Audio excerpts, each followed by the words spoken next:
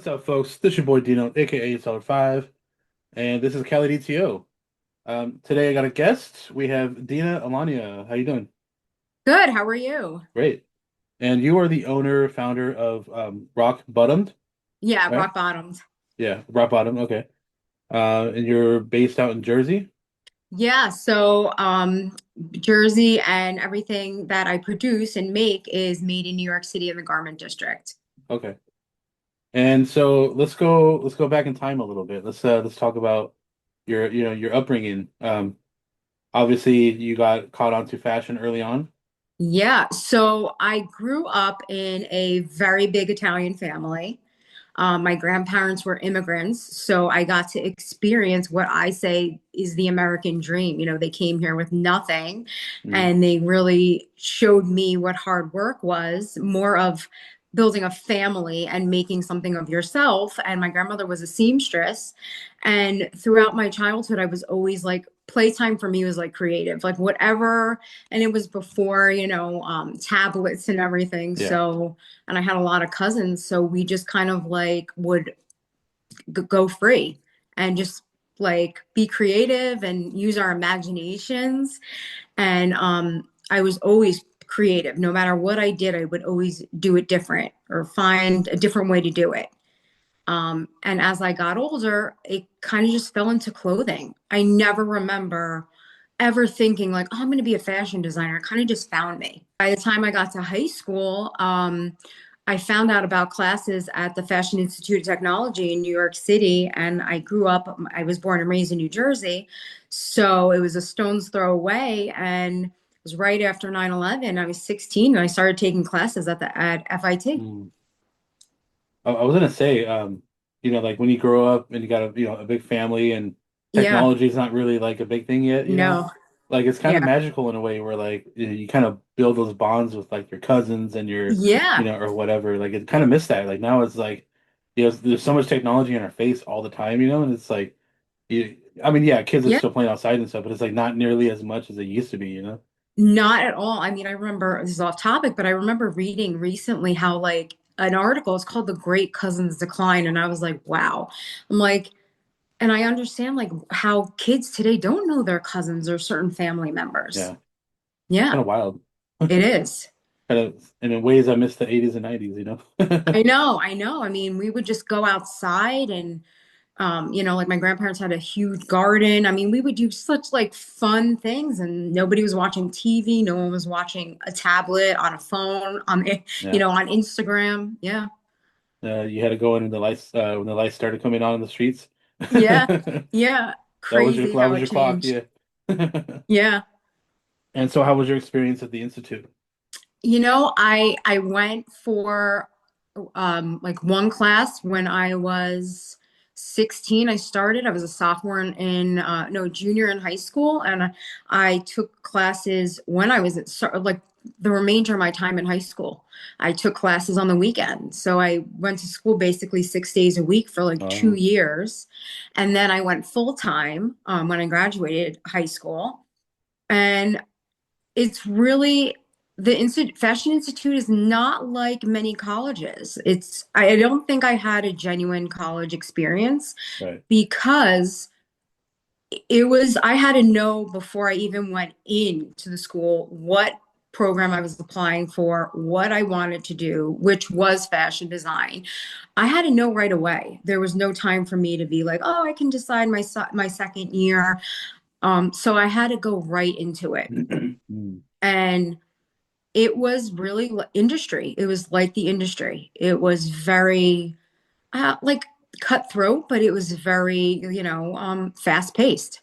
Yeah. But it's always been that way, right? I mean, since the since the start. So Yeah. so like growing up and also like while you're, taking classes and stuff, did you have like certain fashion like idols or like people that stood out that you were like, oh, like I get what they're doing. I always loved Coco Chanel just for her change, like what she did for fashion and how she changed it for women. Mm. I always loved Charles James too, if you look at both of them, they're complete opposite. Charles James used to do these huge gowns, and Coco Chanel, really, she's known for really creating sportswear for women. Mm. So they're on two totally different levels, design wise. But I love both of them, and really, I always used to take like bits and pieces of like. I've always loved Betsy Johnson too as I got older, but then I liked a little preppy. So it kind of went both ways. Like I Okay. didn't stick to one way of designing or one designer that I liked. I kind of always meshed like the preppiness and like the basic t-shirt with like some sort of like avant-garde piece. Mm. I know nothing about fashion, so it's like, so this is all just you. Yeah. And okay, so It's you're in the program. So what's happening then? You graduated and did you start looking for jobs right away, or what happened? Yeah, so I was there. I graduated in 2009, and really I went right into the industry, which I felt like I already was in the industry because FIT is very like your professors work in the industry. Everybody's in the industry. Okay. Like they work in the garment center in New York City, and FIT is right there. So you're in the action. Mm. I graduated, I did I've done everything possible in the fashion industry, like sourcing, pricing, costing, everything. I graduated with a design degree, but my thing was to learn whatever I possibly could Yeah. and kind of put it into use of how I wanted to put it to use. My dream was always to have my own line, my own Right. brand, my own company.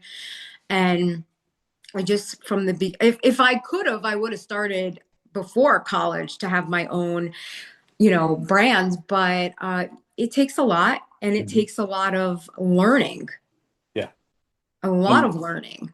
I'm kind of, you know, getting there myself, as Yeah, far as like yeah, it's such a process, and yeah.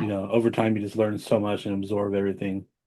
Um That's exactly but that's what I did. I went from jobs, and the biggest job that I had was at Saks Fifth Avenue at the flagship in New York City, and I went in that as in a learning like to learn.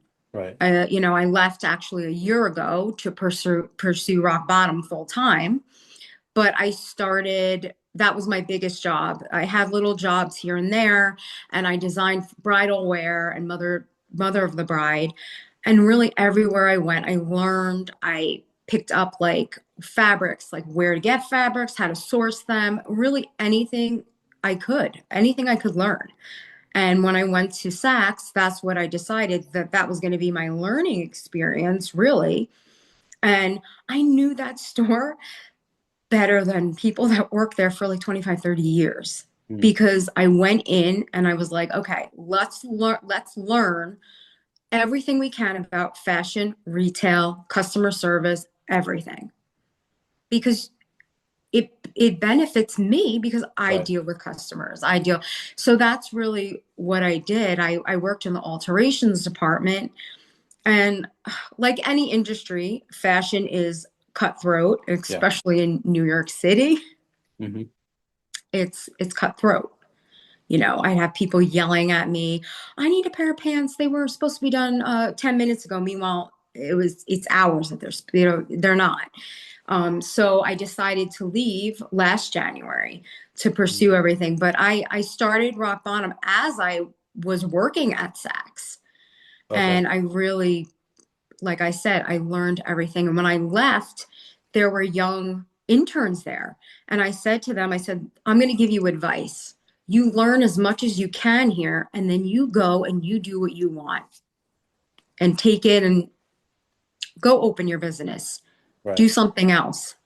Now it's good that you paid it forward. You're just like, instead of Yeah. just like leaving them high and dry, and like good luck. I'm out of here, Yeah. Yeah. I mean, but that's all I could say because when you get caught up in this, you get caught up in climbing the corporate ladder, so to Yeah. speak.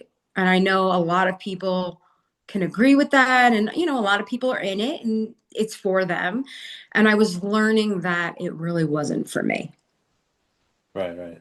You know, And like plus, like, and like, because I'm kind of, well, I don't have a whole lot of like movement as far as where I work, like going up, I mean, there are opportunities, but it's like I'm not really chasing that either. right. But like, but I noticed that even in my line of work, like people will step on each other just to like get up Yes. to that next spot, and I'm like, you don't Yes. have to do that. You could actually lift somebody up, Yeah.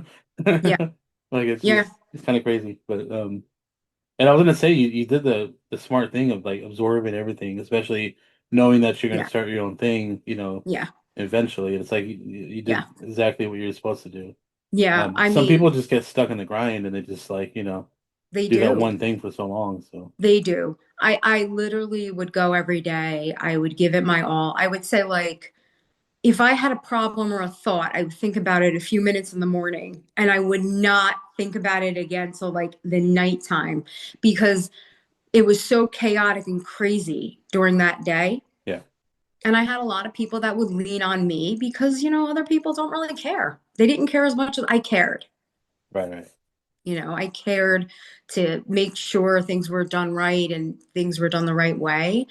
And, absorbing how I ran that room. I worked in the alterations department and I was a manager there, but I ran that room how I would want my business to be run and how I Right. wanted to run my business. I treated everybody, oh, you're not going to get along with everyone, but, you have to work with everybody.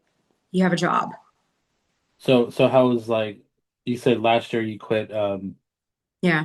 that place, and so now you're in your own thing. So how's that journey been from It's day one to now? It's been a really crazy journey. I Yeah. think the thing that I miss not miss, but I was very, very social there and like constantly with people, constantly talking. And then I think when you go to start working on your own, you're like, oh yeah, I'm the only one. Yeah. I mean, I have people that work for me, but no, I'm not with them every day. Right. So I think that was a little bit of a challenge and a change for me. But otherwise, what I've done now in a year, looking back, I could never have done it working how I worked, working in a situation where it was 9 to 6 every day, Yeah. you know. And I love New York City. I mean, I wouldn't want to live and far from it just because it's like it's me since I was born, Yeah. Yeah. Yeah. like, but I don't miss that New York City grind every day. I still go weekly, Yeah. but it's not the same working there. It was like a whole nother animal. I'm just not like much like me personally. I'm not much of a big city kind of guy. Yeah, Like I like smaller towns and like yeah, smaller cities. yeah, Because I'm in California, so yeah. I'm closer to like Frisco, Oakland. Okay, yeah, yeah, yeah, And even when I go to Frisco, it's like it's so much for me. I'm just like I hate the yeah, one-way streets. I hate like you can't find parking anywhere. yeah, People break into your car. You yeah, got the homeless population so bad over here. yeah. I It's know. just there's just like all these other things. But yeah, my buddy, my co-host on my other channel, he lived in I think Long Island for a Hmm. while. Yeah. Um, I think it was Long Island, but anyway, he lived out out your way a little for a while, and he loved it. He said it was like he's like if I could afford it, I'd go back. I was like, oh, I'm being biased. I love this area, and I don't think I could live somewhere else. yeah, I'm being biased. I'm gonna be honest. I mean, I think every part of the country is beautiful, but having New York and there's so many, like if I want to go to the beach, I could go to the beach in the summer. Okay, not now, but if I want to go to the mountain skiing, I could do that. There's a lot yeah, of there's everything, and I think something that it was so silly that I took for granted. One day I was on a flight. I don't remember where I was coming from, and everyone's like, I have to make my flight back, and I'm like, what do you mean? Like we're going to Newark, like Newark Airport, and they're like, well, I have a connecting flight, and I think like I was like, oh, like Dina, not everyone lives where they could just hop on a plane and directly fly somewhere, or something so silly like yeah. that, you I know know? I got like I don't know 2 or 3 airports close by. It's Right? like Yeah, kind of crazy. you're in the same situation. Yeah, Yeah, and I'm only like Yeah. 40 minutes away from the city. Yeah. It's like really Yeah. close. So you're in the same situation, like as where I am. Yeah. Yeah, I'm in a more I live more like a closer to the peninsula Yeah. rather than like on the right off the coast. So it's still nice though. I mean, I still Yeah. love it. It's beautiful. Yeah, of course. Just can't Of afford course. it. Yeah. That's Well, true. it's not much better here. Yeah, I know. I hear things. It's not. It's not. So what's going on now? I mean, so like you've been busy, you've been Yeah. So rock bottom was really born during the pandemic. okay. I was laid off like majority of the country Yeah. during the pandemic, which I can't believe is going to be 6 years ago. But that's really where I started. I was like keeping myself busy every day, like still like getting ready to go somewhere. I didn't fall into that. Oh, I'm just going to lounge around every day.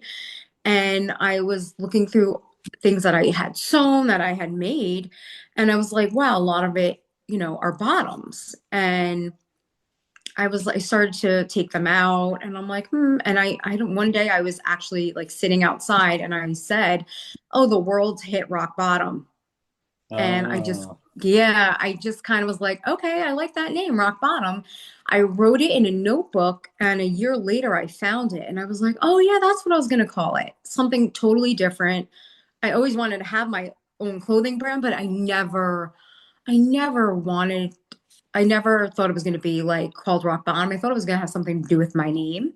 right. But so I changed the words on it and I put but because it's a clothing line and I just do bottoms. It rock bottom, it's some rock and roll and Okay. rising up and reaching potential. And it's really an inspirational clothing brand for women and children, Right. Yeah, I you noticed. know? Yeah, I know. Okay, it totally makes sense now. Yeah. Yeah. So it's only bottoms.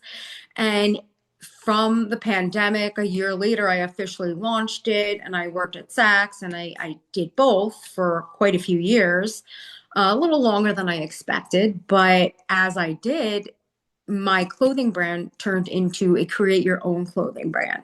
So Ah, I do workshops now with mostly children and I get them to be creative and to use their imagination. And I do these workshops where I come in and I show them like the construction of a skirt and a bottom, and then pick what style they want. And then they pick like the elastic waistband and they pick the base of the fabric mm, and I explain and we go over different types of fabric. So it evolved into really its own niche thing.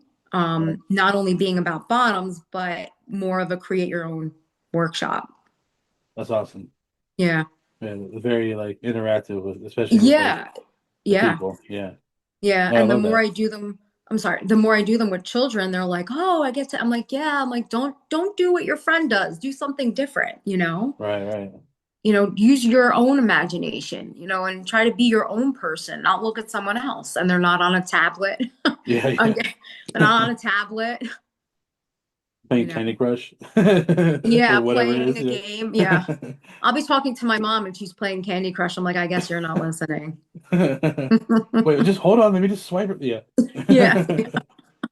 Yeah, I love customizing my own stuff. So like any chance I get to like customize Yeah. something online, I'll do that. I'll pay the extra to, get it shipped Yeah. out or whatever. So yeah, I have custom like clothes and stuff, that well, specifically for the podcast stuff. So but I always wear basically my own brand everywhere I go. So Yeah. for the most part. So yeah, it's pretty cool.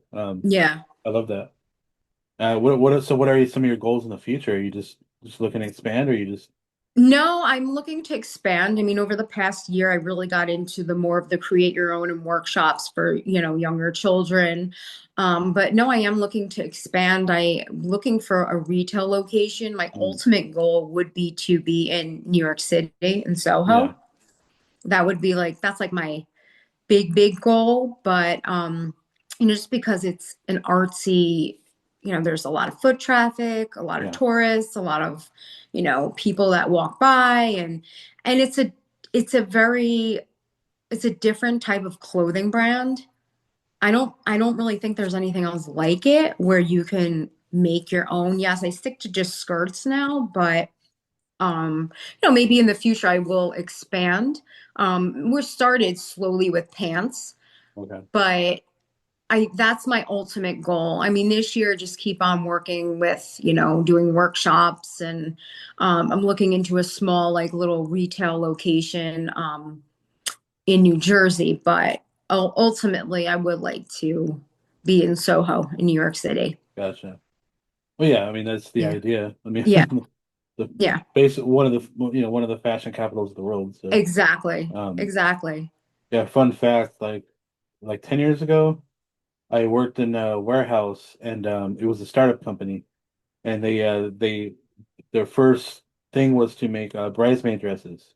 Hmm. So, well, the guy designed it overseas and then they would ship it to us and we had to like Hmm. repackage it and then send it. It was only domestic though, so like they would order it from China. It would come in and then they would, and then we would just ship them out. So I did that for like 2 years. And then it expanded to like actual wedding dresses.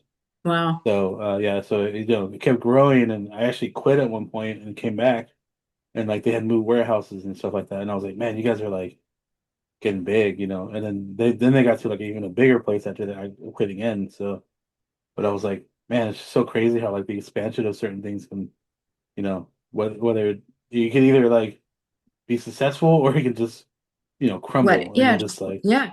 You're right. Yeah. I mean, my goal is to keep going. I mean, it's catching on. Like even these little workshops that I do, like some of them I get like the same girls that come back. They're like, we want to do more. We want to do more because I don't feel like kids get this creativity. no, I don't think so either. At least not that I've noticed or seen. So, no, that's cool. That's fun. And then so like, so do you do so like obviously you have the workshops, but I mean, do you do that stuff online? Can you like customize your stuff online too? And then So online, not yet. I mean, what I do is I do sell packets okay, on Instagram, and the packets, we mail the packet to you, and there's instructions on like how to measure yourself, and there are, swatches where you can pick your swatch, and you pick your fabrics, the elastic, everything you want, and you mail it back, and then in a few weeks we mail you the skirt. okay, Yeah. So I do those packets. The packets are mostly on Instagram. I do have a right, website, but I am leaning more towards the create your own, and it yeah, it actually cut costs because I'm not buying. I don't have merchandise that's just sitting here. okay, Yeah, like I'm not making 100 of one item, one color, and one right, like, a few sizes. So it's actually like I don't have wasted inventory, and I also I just don't have merchandise that's taking up space and, money yeah. just sitting there. I know. I found a website and I do the same thing. It was just kind of order as you go. Yeah, But it gives you different colors and or I basically I pick the colors that I want my sweater or whatever to be which color and then yeah, they'll make it then when it's ordered and they'll ship it out. yeah. So That's that's great. yeah, it's pretty cool. Yeah. Instead of just like ordering, like you said 300 or something and I'm Yeah, like, let's hope it sells. right. And like too, like I wear my skirts all the time, but whenever I have a party or I go to an event or something, I always wear a skirt. And you know what? No one has anything like them, and they're kind of in their own unique category too because they're all elastic, so the Uh, sizing's easy, and you can roll them up, stick them in a suitcase, and yeah. wear it. I wish I've they would do traveled clothes like overseas that. with them. Yeah. I mean, I've traveled overseas with them. You just take it out of your suitcase and that's it. On the go. Yeah. Perfect. So when you're not hustling, doing your thing, what do you do on your downtime when you're kind of away from Huh. creating and stuff like that? I feel like my mind is Yeah. always going, which is good and bad in some ways. So I do like to travel when I can, even if it's just like to a different city for like a weekend. Mm. Well, I do like to travel when I can. I love to go to Italy, but that's a bigger that's a bigger thing when I can. But I love old houses. I like history. mm. I love haunted and ghost stories. So that's up here. Ooh, I love that stuff. okay. I grew up in a haunted house, so Yeah, well, I am all for that. I love that stuff. since we're going a little off topic, I mean, Yeah. which is great. So have you ever experienced anything in the paranormal? You know what? I can't say that I've seen things, Hmm. but I love the paranormal. I'm so into it. Joe could tell you I'm so into this stuff. Love it. I love it. Like, me and him N- went back and forth for like 30 minutes. yeah, I love this stuff. Nothing, I don't know if it's really paranormal, but I've had a lot of visions and dreams. Okay, that's different, but it's like, Yeah, but it's it's different. it's it's in the family, I guess. So Yeah, a yeah, little bit in the family, off yeah. top. Yeah, but not exactly. I can't say I've had well, you know what? When I was in London, I actually saw a ghost of my grandfather. Oh wow, It did that was freak you out? really no, he walked right towards me, and then when I turned around, he was gone. Okay, But I knew it was him. yeah. I have a theory. Well, again, theory is a weird theory about like why ghosts stick around Yeah. sometimes. So like I believe that, sometimes our energy gets stuck, right? Like Yeah. it's even part of a spirit or whatever, And there's certain parts on the planet that has longer or has stronger like magnetic force to it. Mm-hmm. Mm-hmm. And it's so like I feel like sometimes your energy gets stuck to it, kind of like a vinyl record, how like, sound gets like absorbed into it. I agree. And so it's almost like a playback of like certain things, right? So like Yep. somebody's walking down the hall and that's just a part of their day or something, it gets like absorbed into that like part of the part of the land. Yeah. And then so that's why like at certain nights or some, you can see people like walking by, you Yeah. can feel the presence, it's just kind of like stuck there. I've never seen any, like, besides that, I've never seen anything, but I definitely like a place in Morristown where Joe works, Acorn Hall. Where he helps out the historical society. I went there. I've never been there. Now I've lived here most of my life, never been to Acorn Hall. And I stepped foot there and I was like, I said, Joe, I said, were there two sisters that lived here? And he's like, how did you know that? I said, I don't know. Nice. That's awesome. I don't know. He's like, there were. I was like, okay. But I'm into that. I believe it all. I believe it all. Yeah, I can feel it sometimes, like the presence of, like dark energy or like or Yeah. unsettling in it. I don't know, it's weird. It's a Yeah. weird like feeling. It's totally abnormal. Yes. We did a photo shoot at a cemetery a couple weekends ago, and like 3 weeks, maybe like 3 weeks ago.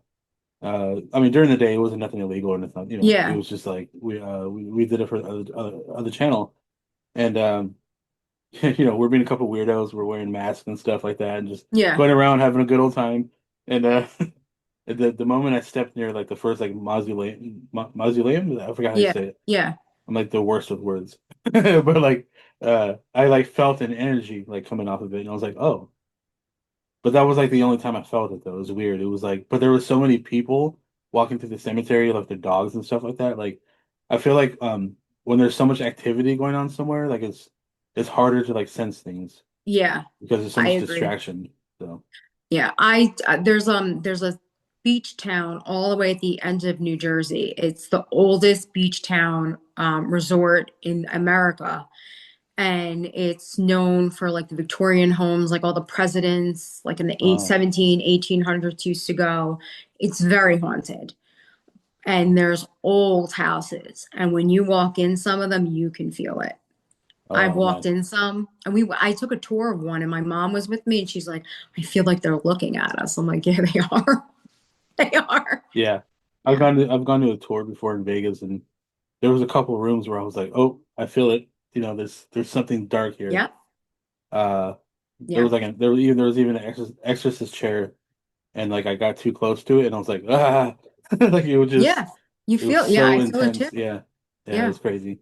Have you ever, so like I know like your brand is more geared towards create your own, but have you ever thought of like doing some themes like goth style and stuff like that? 'Cause Yeah, I actually have a friend too that was asking me about goth styles and like witch costumes. But yeah, I mean, I'd be open to anything, even collaborations. Like I do holidays with my brand. okay, So like, yeah, we could do themes, we could do anything.